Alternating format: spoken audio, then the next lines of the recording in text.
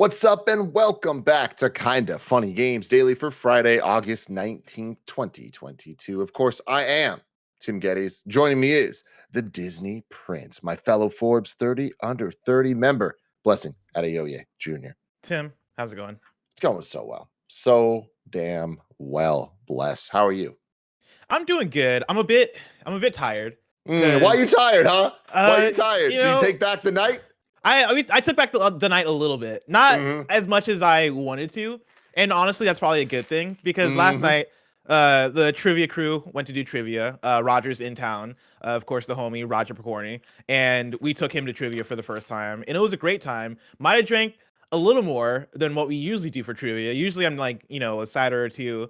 I drank a Dirty Shirley for the first time, and I'd also never had a Shirley Temple. And so I was jumping in deep. Yeah, I went from not having a Shirley Temple to having a Dirty Shirley. And let me tell you, Dirty Shirley, fire. I fucking really like the Dirty Shirley. For those that don't know, Blast, what is a Dirty Shirley?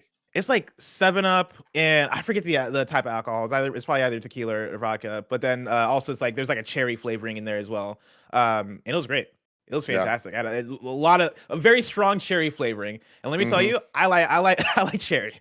Yeah. I didn't realize how much I like cherry until last night. I was like, damn, the cherry kind of got it going on.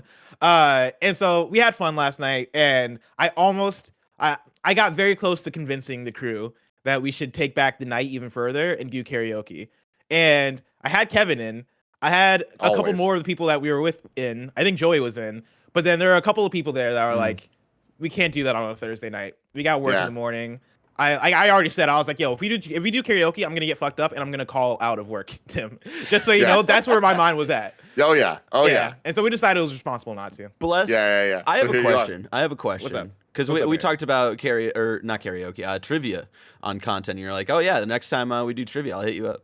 What happened, Bless? It was short notice. And Barrett, there were like split plans going on last night where I got hit up by two different crews. And I ended up just going with the crew that hit me up first. But I knew that you had plans last night. So I didn't. How did you know I had plans? How did you know? Because another person involved with those plans told me a crew that was in those plans. Yeah, they're like, oh yeah, come hang out with XYZ person. And I was like, oh yeah, let me see if I can combine the crews. I couldn't combine the crews. And so I had to pick one. And so I just went with the one that had the first plans. Gotcha. Yeah. I respect it. Never Barrett. We'll get you into trivia. And also there was the other thing of I didn't know what the max crew size was. And so I didn't want to You got to push it, Bless. You just got to push it. Well, what I learned is that apparently competitive nature, baby. Apparently the max on the app that they use says 30. What? So we can just pack in people. That's insane. And it seems illegal for trivia. You should not have 30 people on one trivia team. But I mean, nobody stopped us, right? We had I think 8 or 9 people there last night, probably somewhere around that. And so they let us get up there in terms of numbers. And let me tell you, we did really good. I think this is the best we did in trivia. We ended up in, I think, 3rd place. Could have got 1st if we got a couple of more questions right. If you knew a little bit more about geography.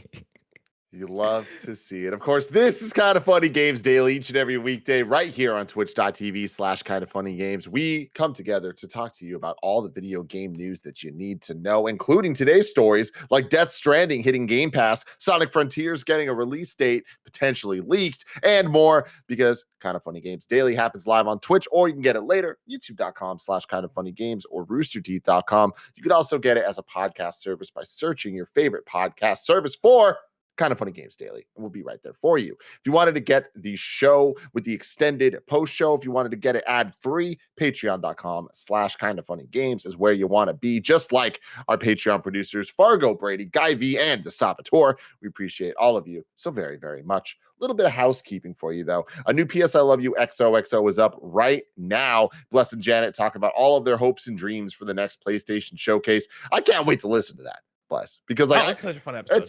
Dude, we must be close, right? I mean, they typically happen in September, right? Last year's was in September. The year before was in September. I gotta imagine that they do one this September, because we had the conversation on the show that you can listen to right now about how when you look at next year for PlayStation 2023, in terms of first party, the big game that they have is Spider-Man 2. But then as far as first party exclusives, there's a gap, right? There's not much announced. They have third party exclusives, right? They got Forspoken, they got Final Fantasy 16, they got maybe Final Fantasy 7 Remake Part 2 if that comes, or Rebirth? Rebirth, A Reword. They have Rebirth if that somehow makes it by 2023, but there's a lot of question marks right now for PlayStation in 2023. And so like I'll bet money that we see a PlayStation showcase next month. Let me tell you, me, Janet, and Barrett in the audience, because the audience has some write-ins, we're all on point. Like I think we put together a pretty good idea of what we could see at that showcase. So I highly recommend go check out that episode. Hell yeah. YouTube.com/kindoffunnygames. Real quick, I want to bring up in the chat a very important question for you, Bless, from G.K. Did anyone bring up that their entire academic background was a lie at trivia? No, I was waiting for it. Yeah. Mm-hmm. So far, it seems like everybody's being on the up and up about their academic background. But let me tell you, it was Door City in there. It was Door City in there. It was Door City in there. For now, let's begin with what is and forever will be the Roper Report. It's time for some news. We have 7 stories today. A baker's dozen. Story number 1, Death Stranding is coming to PC Game Pass. This comes from the 505 Games blog post. 505 Games and Kojima Productions are thrilled to announce that Death Stranding is coming to PC Game Pass on August 23rd. That's right. The launch is just around the corner. For those now eager to check out Death Stranding with PC Game Pass, we share your excitement. The version you will play on PC Game Pass will include the same features as the Steam and Epic Game Store editions. This includes high frame rate, photo mode, hard mode, and crossover content from familiar franchises such as Half-Life and Cyberpunk 2077. Death Stranding has a strong underlying message that revolves around community and connections, and we cannot wait to take this opportunity to connect with more porters. We're genuinely so excited to be welcoming more of you to this wonderfully active community. You know how much we love a community event here, so expect more of these in the future. Bless, what are your thoughts on this pretty major development? Yeah, it's wild. You know, this has been teased throughout the week. We talked about it earlier with me and Gary, and the big thing that shocks me is, you know, this is announced coming off of the conversation that me and you, Tim, had earlier about how PlayStation would pay to block games off of Game Pass, right? And like that's not a nefarious thing. That's not a new thing or an insane thing, right? That's business, that's marketing, that's how these deals and partnerships work. With that though, like, you know, I think there's a big conversation around how, well, this is PC Game Pass. Of course, PlayStation would care more about Death Stranding on ending up on the Xbox console, which is true. But I would venture to say that PlayStation does care about Game Pass even on PC. Like the brand is Xbox Game Pass, and PlayStation very clearly cares about Game Pass. So for Death Stranding to end up on Game Pass even on PC, I think one, that's a big deal, but then also it should count as surprising, right? Like this is unprecedented. Death Stranding is an IP that PlayStation owns, right? And they have the publishing rights to on console. 505 Games publishes on PC, and then, you know, Kojima Productions, they developed the franchise. But in terms of like the conversations of where the game goes and all that, you know, I have so many questions on how this happens. You know, how does PlayStation let this happen, or do they even have a say in how it happens, because it is 505 on PC? I think it's wild. But Tim, what do you think? I agree. I mean, I think at the end of the day, it's good. Like, I think that this is more people being able to play these games is a good thing, especially games like Death Stranding that like are weird. You know, it's like they're prestige titles, but they're kind of the more niche prestige, where it's not like the most mainstream thing in the world of like a Last of Us, an Uncharted, or Horizon, something like that, God of War, right? It's more like Death Stranding. It's Kojima being Kojima, and without the Metal Gear name, even, right? Like Metal Gear, I think, kind of has a little bit more of that mainstream association with it. So more chances for that type of stuff to succeed, I think, is great. I wasn't personally the biggest fan of Death Stranding, but that doesn't matter, because this allows more people that potentially could be, because there are so many people that are, to play the game for the first time. Again, with the power of Game Pass, even like being the best value in gaming. And it's like, cool. It's like the PC side of that is even starting to get some real wins and bangers on its side. Some Game Pass exclusive things, like stuff that's not on Game Pass console, but exclusive to PC, that are meaningful. Like, this is a big moment, right?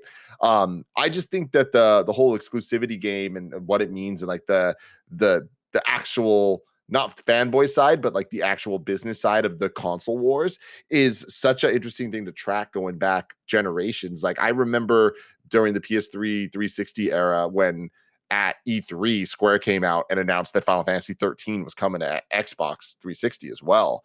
It was like a what the fuck is happening moment. Like that was huge because Final Fantasy was so closely tied to PlayStation for so long, right? From the PlayStation 1 on. And that was like such a big breaking down the wall. And like, cool, now Final Fantasy is multi-platform. Now we're kind of back to it in a different way with the PlayStation's exclusivity with the Final Fantasy games. But you look at Metal Gear, and that was another big example of a franchise that was so tied to PlayStation's legacy, right? Like Metal Gear Solid 1, right? There was a PC version, but PC versus console gaming was a very different landscape back then in the 1998. But then you look at Metal Gear Solid 2, one of the most iconic PlayStation 2 games, right? Like when you think PlayStation 2, you think about Metal Gear Solid 2 and 3, right? Like they are up there. I mean, Grand Theft Auto is probably even another example. And those are both franchises that are huge that people associate most closely with PlayStation that eventually got the multi-platform treatment, right? With Metal Gear, with Substance and Subsistence, and then Grand Theft Auto when the trilogy was eventually released.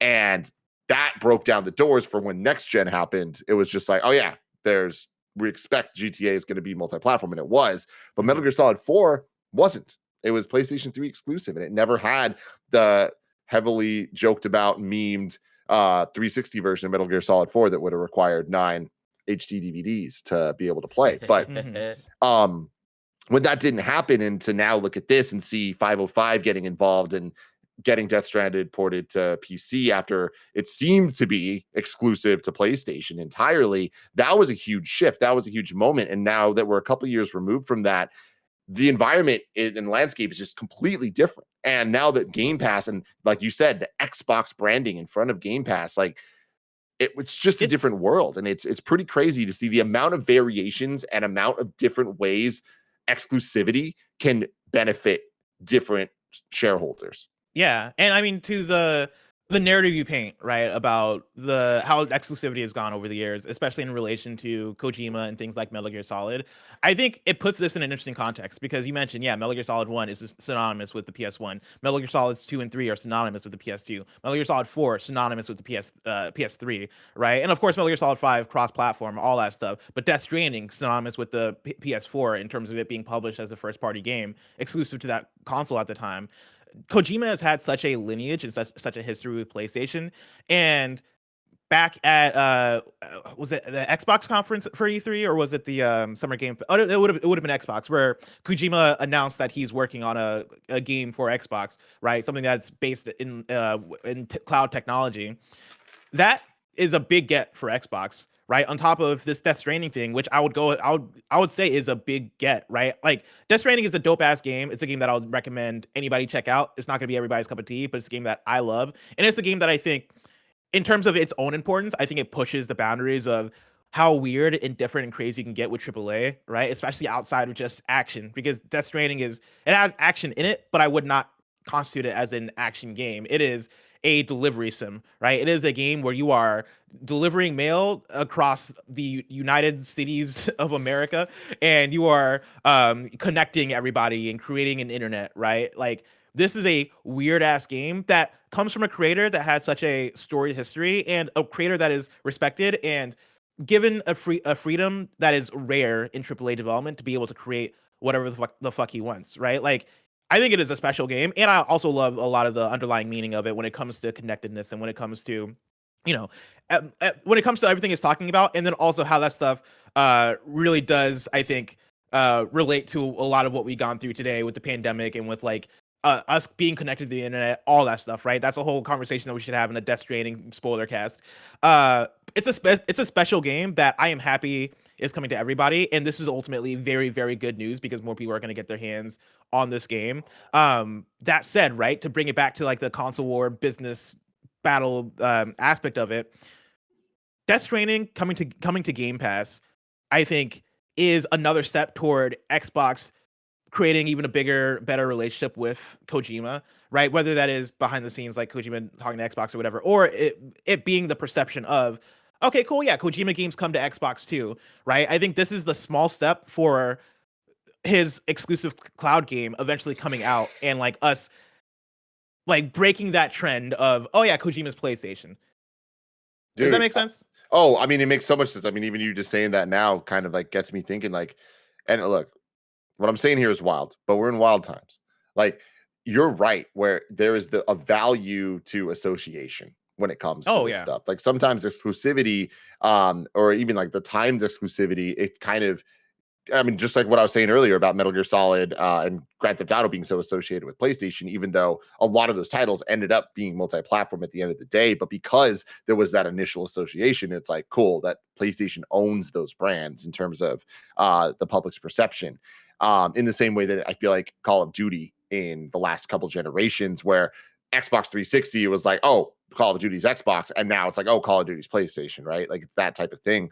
Like it's cool that because of Game Pass and because of the wild numbers that they can get from it, where it's like first weekend, like this many downloads, this many whatever. And we see it with all the big releases, the Forzas and Halos and all that stuff. But even when we're going back to some older franchises that the people that know and love them know and love them, but the people that don't know or haven't played them haven't really gotten that chance. But now they're on Game Pass and they get this mega boost in popularity. We saw it with Yakuza last year, right? Where it's like, cool, they're all on Game Pass. And then there was like a month where I swear to God, Yakuza became way more of a household name because of that, because more people were just able to play it. You know what? I'm finally going to give this a shot. So many people that I follow on Twitter were streaming the Yakuza games, right? For the very first time, just because they're all available to them. They might have been available to them on PlayStation Plus for years in different ways, like piecemeal here and there, but it's the marketing, it's the way that they talk about it. With all the Persona games coming to Game Pass and them kind of marketing all that, I'm saying this right now. I would not be surprised if Persona 6 gets announced as an Xbox thing. And like that's fucking insane. I'd be really surprised if they did that. But I mean, here's the thing. I feel like I'd be really surprised if they did, but I feel like wait, do you mean like they make that announcement at like an Xbox event? Tied to Xbox somehow. Like I don't know. Because I would have said, I mean, I would have said the same thing, Barrett, about like Kojima announcing a thing on an Xbox stage. Yes. Right? Like there's that level of association that Xbox is trying to take away from PlayStation, especially when it comes to Japanese games. I see it. Sorry, I was thinking more of like announcing Persona 6, which I don't think they would want to do it someone else's thing. They usually keep that kind of stuff for their own for sure stuff. Yeah, but Phil Spencer could be involved in that, or whoever could be involved in that. You know what I mean? I'm just saying. I mean, their concert stuff is for like that's like live in Japan. I don't know, like for that live audience, if they really care about Uncle Phil coming through. You know, it's not about them though. You know, it's not about what Persona wants. It's about what Xbox wants. Is my point. So I feel like this is the type of thing that like they would move heaven and earth to fucking make that happen, right? To be associated with Persona, because it would just be another one of those. It's not even so much a hit against PlayStation as much as it's a win for them of association for what Game Pass means, right?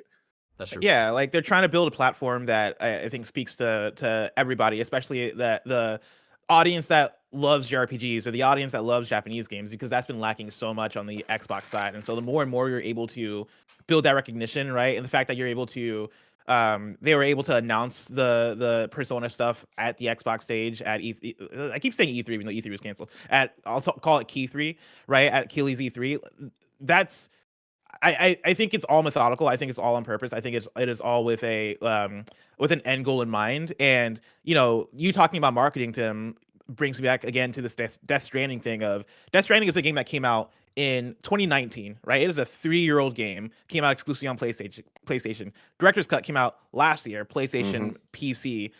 The fact that they spent this week teasing this out, right? They're like, hey, let's put this as a profile picture on the thing, right? Like, let's really build up this Death Stranding announcement. Makes me wonder if there is more of an end game that goes even beyond Death Stranding. I'm sure Death Stranding itself as an announcement, huge, right? We're talking about it. The internet's talking about it.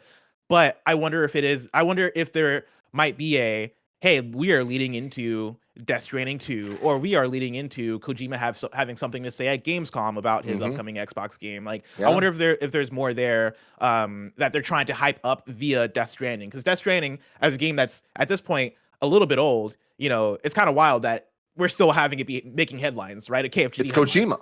There are so few people out there that can have the relevance of a Kojima anything Kojima tweets is news in some sense, right? And it's because we're interested in what he has to say and what it means to the industry. So there's going to be a lot more said. Who knows? Will we see him at Gamescom? I don't know. Keely's doing a 2-hour showcase there, so who the hell knows, right? You been keeping up with those Keely tweets?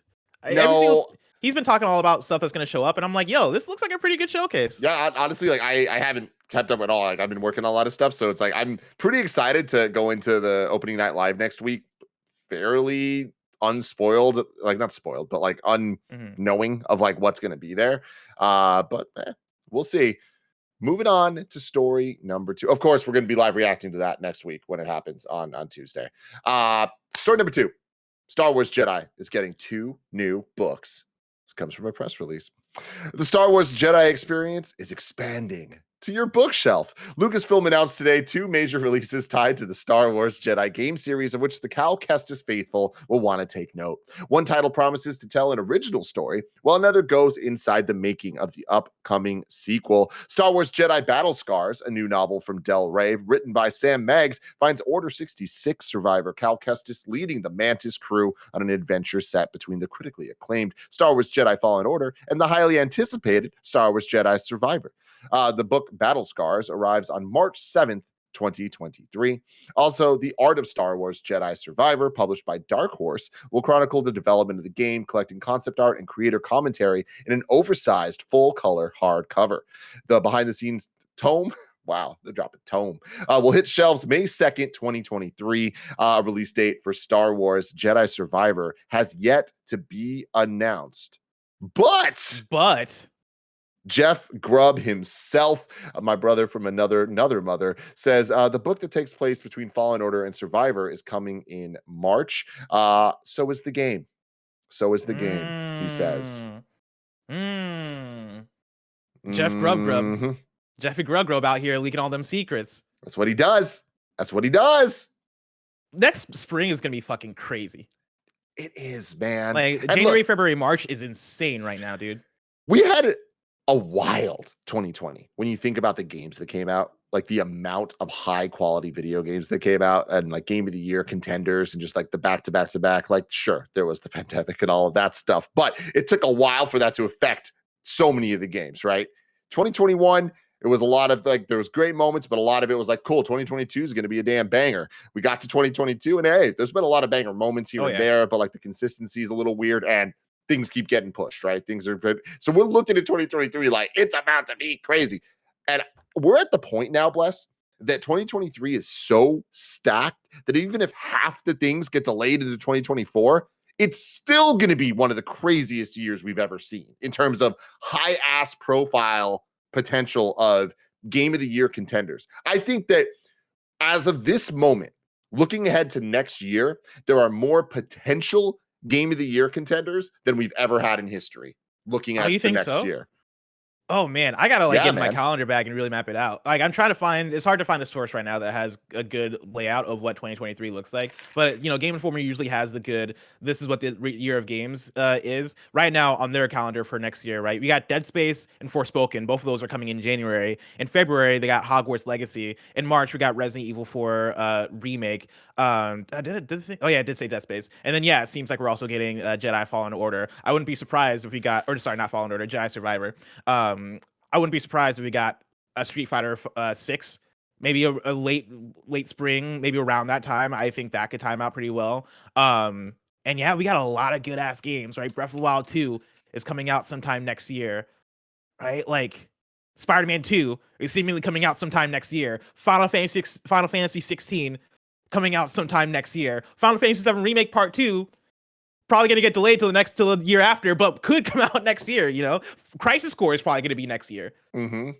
Probably early next year on. It's going to be in that first quarter probably. I know. And like what's wild about what you just said is, with the exception of the Spider-Man speculation, we don't know what PlayStation has, man. Yep.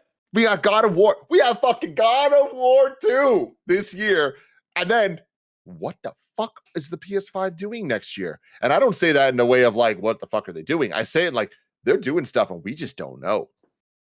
It's about to pop off, y'all. It's about to pop off. But anyway, Jedi Survivor. I'm excited. The books, cool. I don't Star care Wars, really. I'll be honest. I'm not gonna read these books, but it's but cool like, though.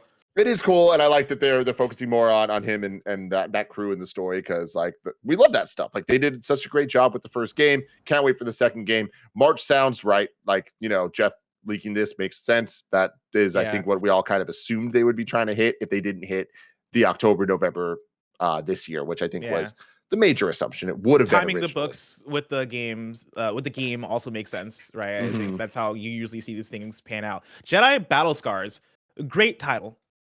Great title. It's pretty cool. I honestly think it's cooler than Jedi Survivor, if I'm being real. Well, Jedi Survivor, fine name. Jedi Battle Scars, have like the title art have like a fucking I don't know, like a lightsaber fucking scar across somebody's back or arm or some shit.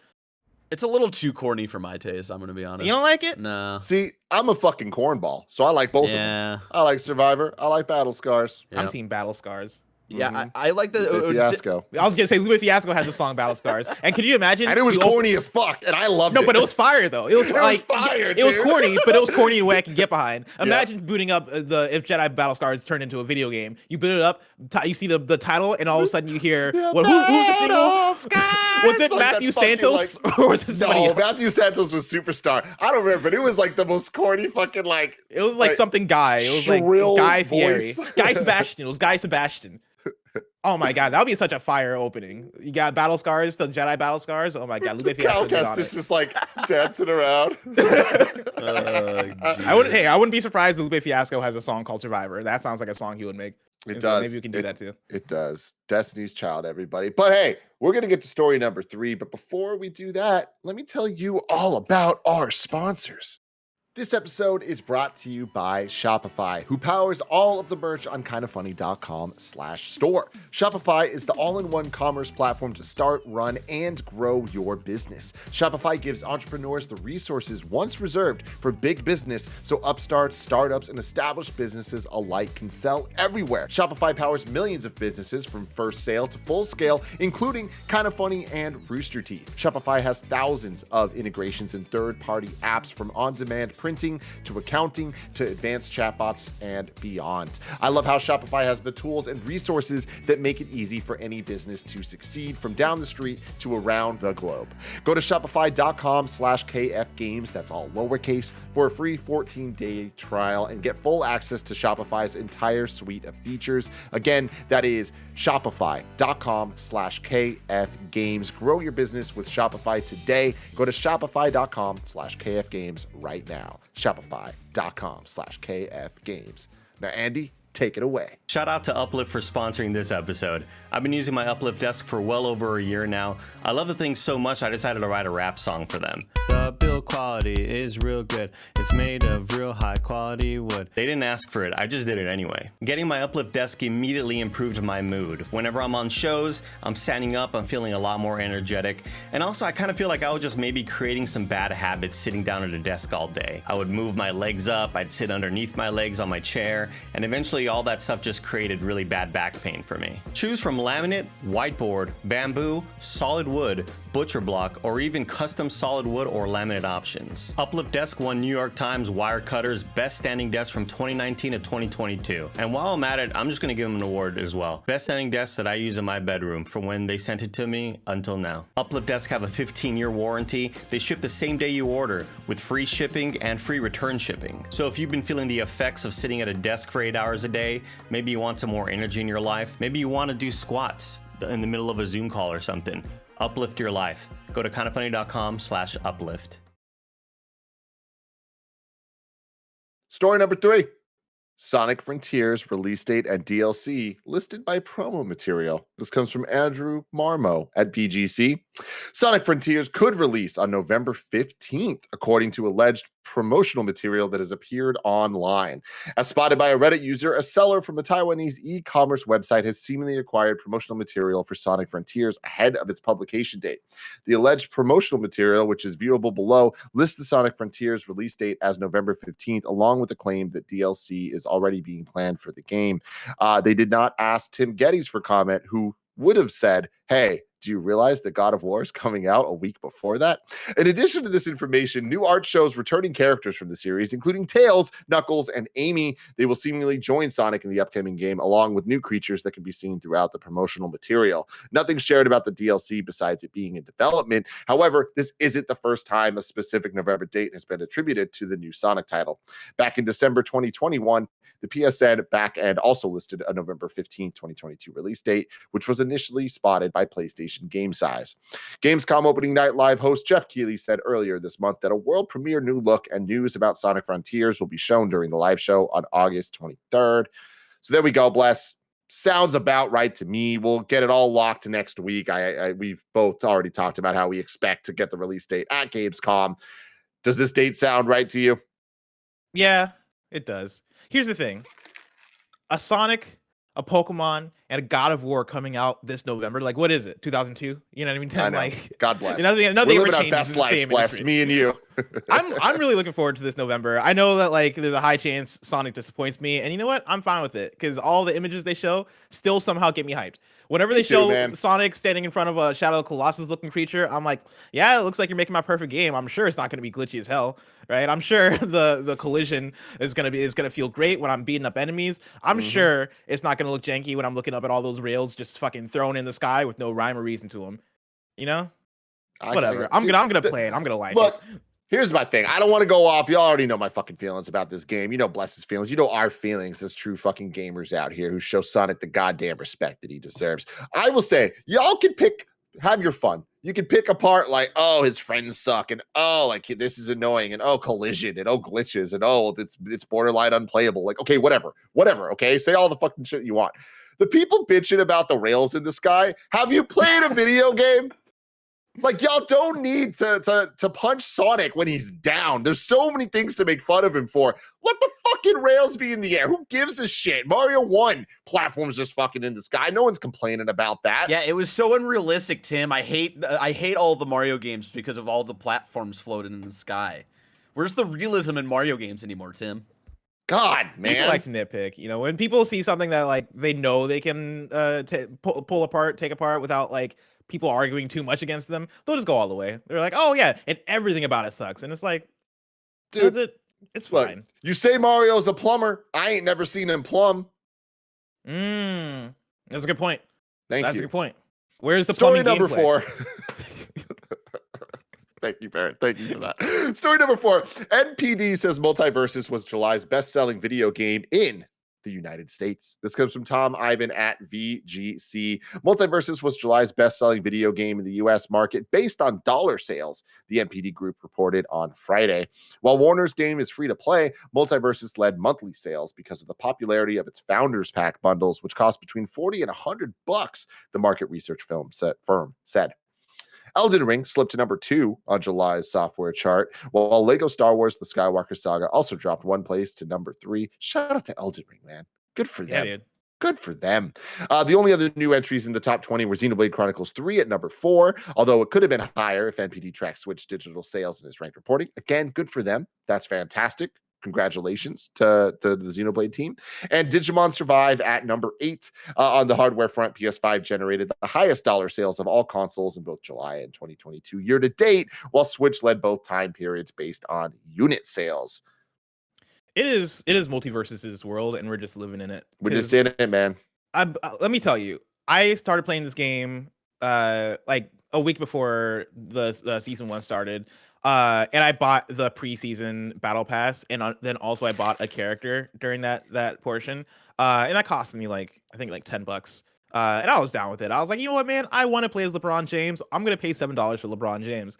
The season 1 started, it launched, and that meant that the battle pass then transitioned to the season 1 battle pass. So I would have to rebuy that battle pass if I wanted to do it. But then also, turns out all those characters that they had available for free during the preseason, turns out they locked them in season 1, right? Those are characters that you actually had to buy. And so, Tim, as somebody who was meaning as LeBron, but then also I was playing a lot of Finn from Adventure Time, right? Yeah, I was killing the classic combo, right? I was killing as Finn because Finn is basically he's Link. Right, he's one of them sword characters, and he plays a little bit like a young Link from Smash, and so I fucking loved him because I love young Link. I was killing it as Finn during the preseason. Season 1 starts, Finn is locked. And do you know what I did, Tim? I went over to the store. I bought some Gleamium, and I paid for Finn because I mained him. I'm gonna buy my main. They fucking got you, me. dude. And do you know what else I did? You. I bought the Season 1 Battle Pass. I have spent like $30 on this game already. This game that's free to play that I was not planning to spend money on at all. Look, here's the thing. If they are delivering the content, then I think that is the system working. That is how things should be working here, is if there is a quality game experience that if you are enjoying it and you want to support it and you support it, and then they give you more things that you like, and that is an ongoing system, that's fantastic. It's the bullshit when there's just like, hey, here's the core and there's absolutely nothing. But even then, that's less of a problem because it's free to play. Like, you're not having that initial boot up thing. What I think is interesting is this being involved in the MPD story at all, because my gut tells me that this can't be right if you're counting just dollar sales, because like, what about Fortnite that drops their events? Fortnite must be making more money, right? Minecraft and like all these things. They probably don't report, right? Like, maybe so MultiVersus is like we did real good. Let's report it this month. Let's get let's talk about numbers this month. Let's get the headlines. You know what I mean? I think for Fortnite, I don't know if they report their numbers. And then stuff like Minecraft. I mean, this might be a kind of funny.com says you're wrong, or like Matt Piscatella if you listen to this show, or Jeff Grubb if you happen to know, like, what are the Minecraft numbers week to week, right, month to month?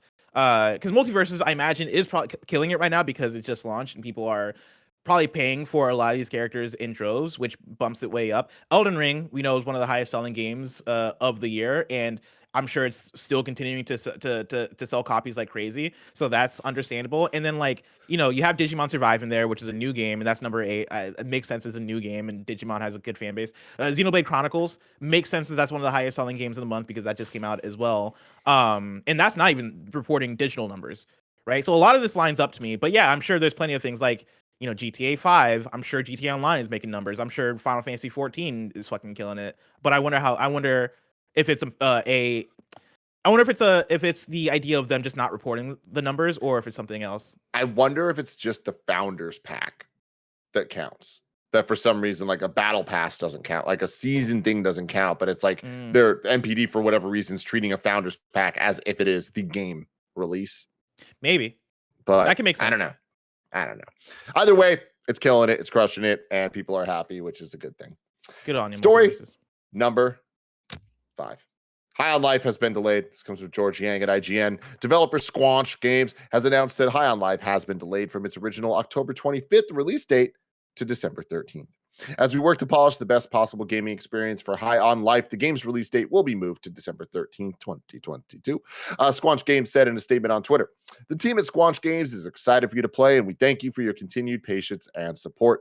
Justin Roiland, the creator of Rick and Morty, is behind High on Life. It was first revealed during the Xbox and Bethesda showcase back in June. The game was also reportedly a Stadia title at first before Google shut down its first-party development studios. Now, High on Life will be released on Xbox and PC via Steam and Epic Games Store in December. It'll also be included in both Xbox and PC Game Pass on launch day." Somewhere, Miyazaki is like wiping sweat from his forehead and is like, thank God. All right, we got Game of the Year in the bag. They got delayed.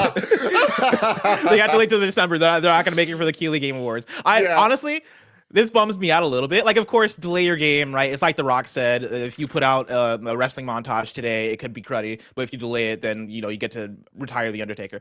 This is a game that I'm really looking forward to, right? Squanch Games is dope as hell. Justin Roiland, I absolutely love what they tend to do in their games, right?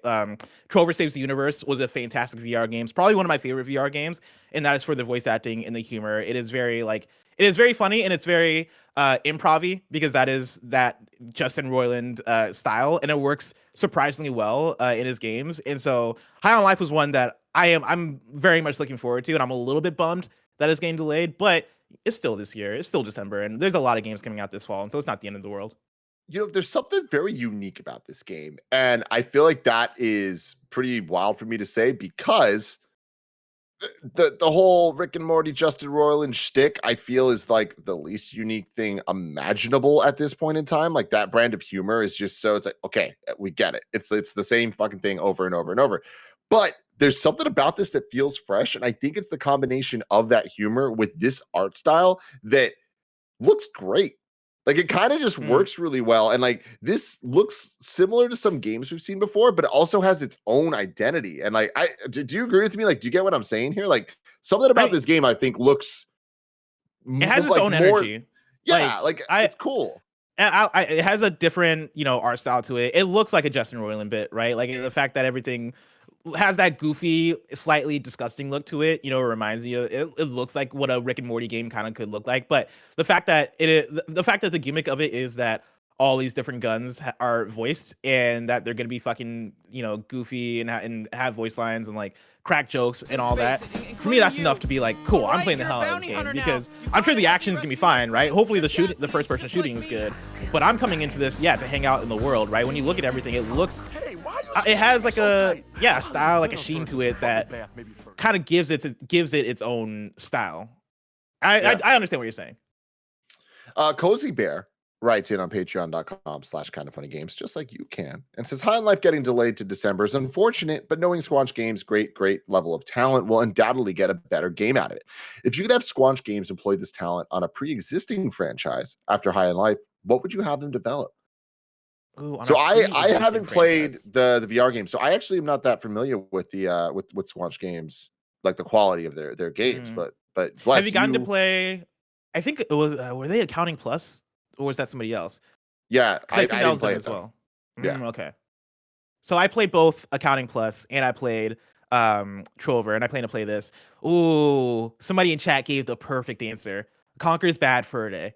Oh. I think they would be the perfect team to bring back Conker. Yeah. I think that would match up with their tone so well, and I think they'll bring it like they'll take something that for sure is early 2000s in terms of humor and tone and make it feel somewhat relevant. Because I don't think if you're bringing back Conker, you can't bring it back fully as what it was. Because I don't know, man. I don't know if the sunflower with titties is gonna hit the same way. I don't know if the Great Mighty Pooh is gonna hit the same way as much as I like the Great Mighty Pooh. But if you give it to Justin Roiland, I'm sure him and the team find a way to keep it just as stupid, but still make it funny by today's standards.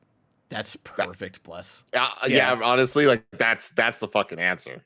That'd be really sick as hell. Yeah. Accounting Plus is crows. Thank you so much, Spice Runner. It was both, I think, looking into it. Okay, one might have been the publisher.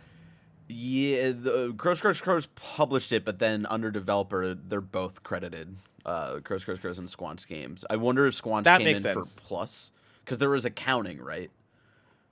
There was accounting, and also they're associated in some way, right? Because one might have spun off of the other. I might be talking to my eyes. I think Squanch Games came after the first accounting game, from what I remember. Okay, that sounds about right. Squanch. Story number 6. Name. Sega Genesis Mini 2's full game lineup is revealed. This comes from ONS Good at Polygon.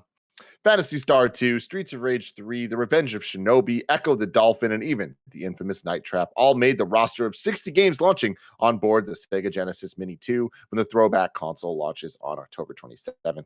Sega announced the full roster Friday morning, noting that 12 of the games are Sega CD titles, meaning the CD era of console video gaming will make its debut on a mini collectible console this fall. The Mini 2 includes 7 bonus games, 2 of which are previously unreleased titles, and the others are new ports of games from another platform. The previously unreleased games are Debian Pi and Star Mobile. The 5 new ports are Fantasy Zone, Space Harrier 2 and Space Harrier, Spatter, Super Locomotive, and Versus Puyo Puyo Sun. The Sega Genesis Mini 2 is being sold exclusively through Amazon Japan. A Sega representative at the beginning of August told Polygon that its availability in the West will be 1/10 of the run in Japan, owing to the global semiconductor shortage. It's $105.23. with shipping from Japan at $21.99, putting the total cost to import the unit at $127.22. It's cool. It's not one that's for me, but I think it's dope, right? Like I'm somebody, obviously, like we both was like Sonic, and so Sega Genesis Mini would be pretty cool. But this is the second one. I believe the first one had all the Sonic games that you would want. This one has Sonic 3D Blast, and then also Sonic CD. And like, I have Sonic Origins, and so that has Sonic CD, so I don't know how much I really need it for that.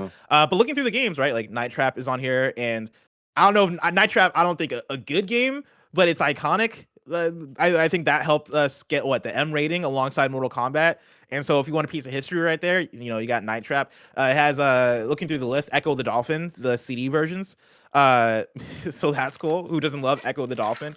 Phantasy Star 2. I'm sure some nerds out there are getting hyped about Phantasy Star 2. But the Earthworm Jim 2, as I look through Fatal Fury 2, as I look through the list though, I'm like, all right, yeah, these are some Genesis games. These are some. If you're a big Genesis person, I think it's worth getting. But yeah, I'm not a big mini console person. Is this something that would appeal to you?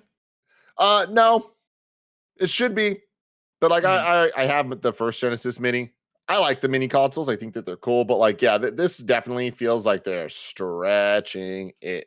Like I already feel like the Genesis didn't have the library of bangers that I care about that much. And like, to your point, like the ones that they do have that I care about are already available on different platforms and stuff, but that's not what this thing is about. This is for the collectability asset and all that. And I do think that Sega has fun with the obnoxiousness of that generation of its consoles, where there's like 10 bazillion add-ons. So even their mini version of the first one, like you can get like the tower of Sega Power.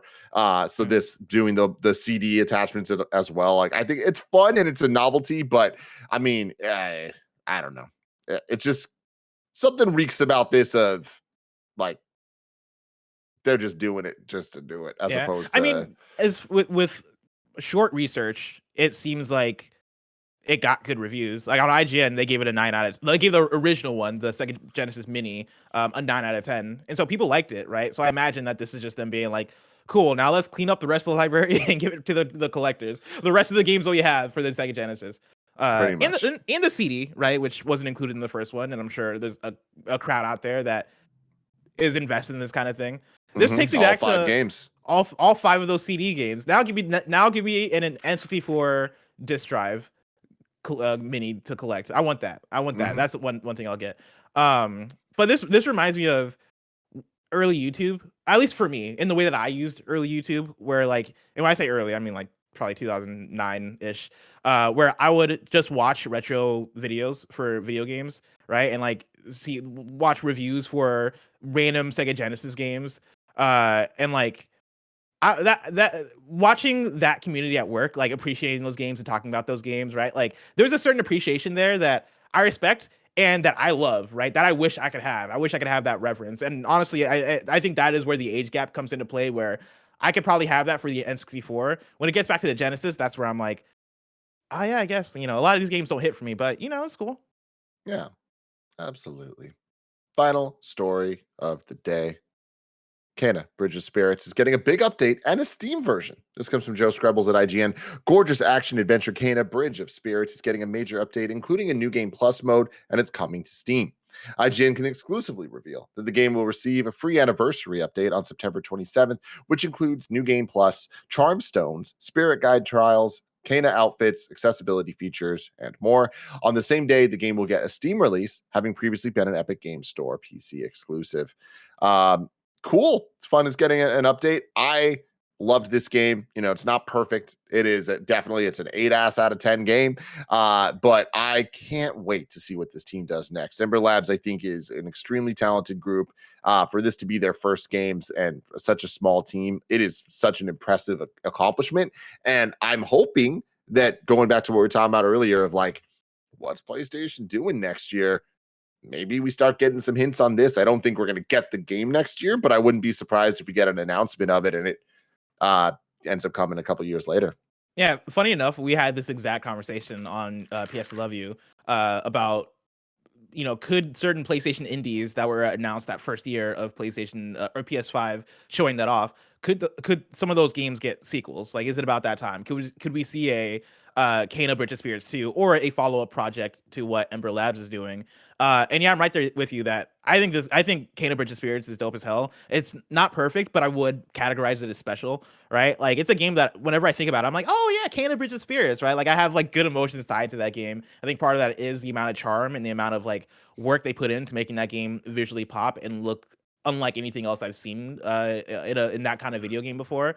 But then also, the gameplay was good. It was fun. It was difficult, but it was a good time. I would love to see more from Kena, and I'm glad they're still updating it and bringing it to more platforms. But yeah, I do wonder what's next for them. Like, do you think we could get a Kena 2, or do you think they're going to work on something new? I think it's totally likely, equally likely either way, because I think that Kena succeeded enough that like it's a name, and why not build on it? It was such a cool world, and I feel like them making a sequel to it would kind of make the workload less than if they were to just make a whole new IP, because they at least have something to start with, right? They have like the style and like the characters, so it's like you can kind of just continue those stories, which I think would be really rad. So I'm hoping for a sequel. I want more Kena. I'm right there with you. Well, plus more Kena, less Kena, no Kena. All those questions are so far away before they're answered. I fucked it up. I had the segue. I had it, plus I had it, and I lost it. You got too complicated. It was so easy. I thought too much, everybody. You could have made the easy. Oh, the next Kena is just so far away. That's all you had to say to him. I like getting cute with it, though. I like adding something, but I added too much. I flew too close to the sun. If I wanted to know what was coming to Mom and Grop Shops today, where would I look? You would look toward the official list of upcoming software across each and every platform as listed by the Kinda Funny Games Daily Show hosts each and every weekday. Yeah.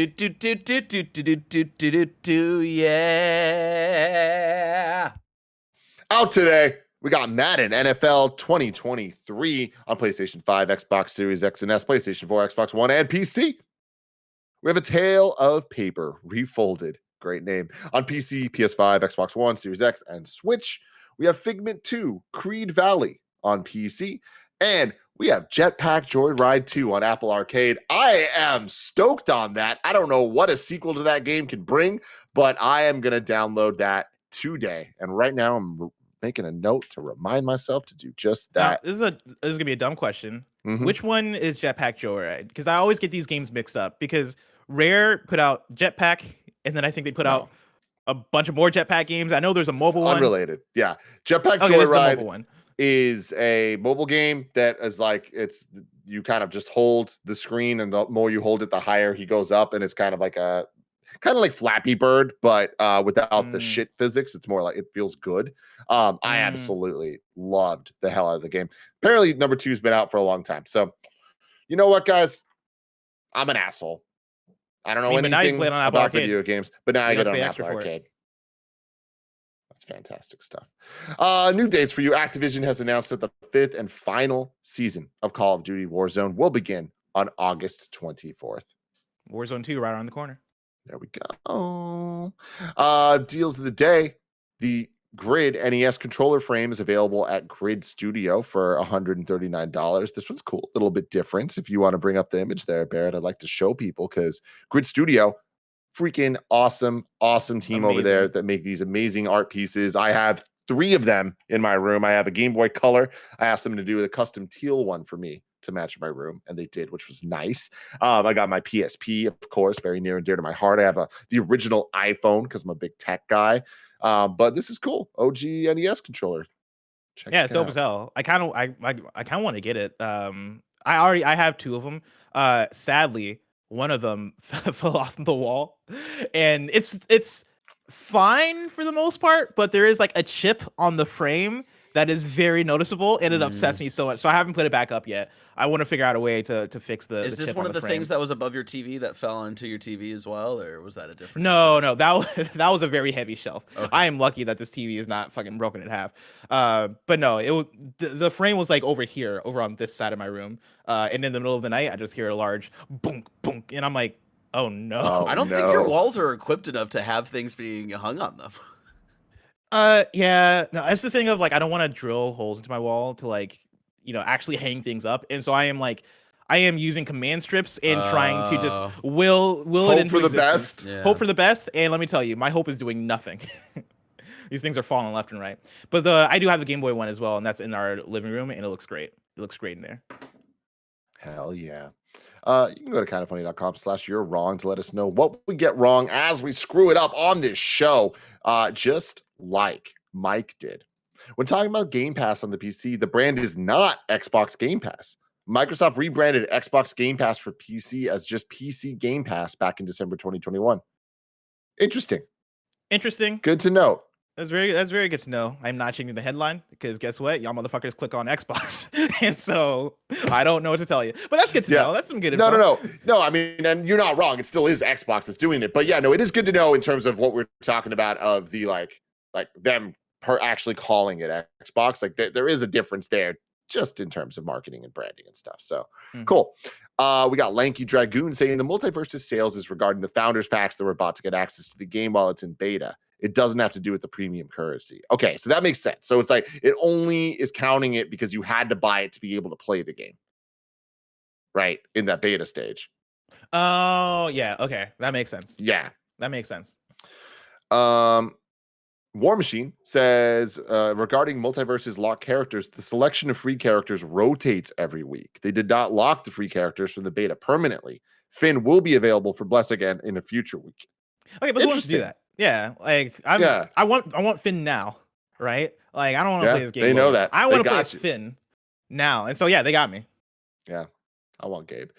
And then we got Kebab saying the original Genesis Mini only had Sonic 1 and 2. Sonic Origins was the first release of Sonic 3 and Knuckles since the Xbox 360 port. Oh, that's unfortunate. Cool. Well, guys, guess what?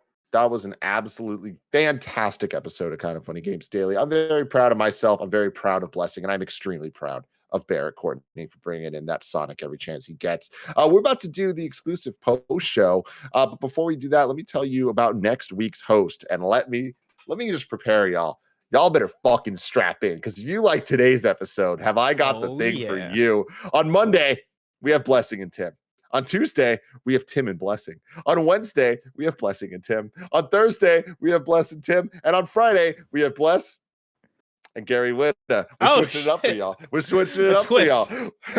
So we'll see how it goes. I don't know if we're going to stick to that, but I kind of want to. I might even want to bump Gary, because there's never been a week where it's been the same host. Yeah, us two every day. Yo, I'm down to do it, dude.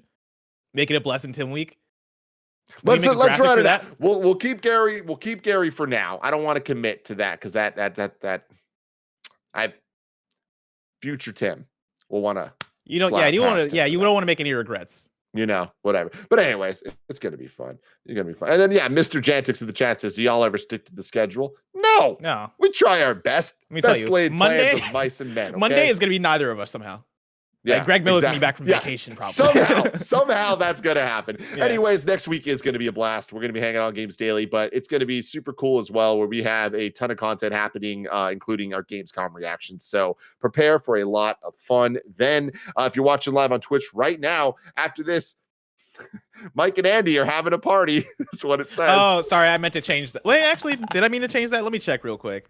No, Mike and Andy are playing some Rumbleverse for an epic stream.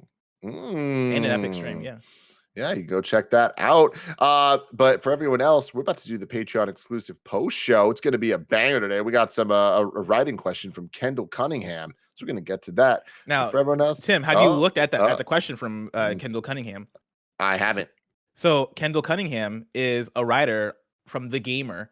The Gamer, of course, are our mortal enemies in our post show segment, the shit list. Of course, very often in the post show with me and Tim, we pull a random top 10 list from the internet. We go through it. We judge it for your amusement.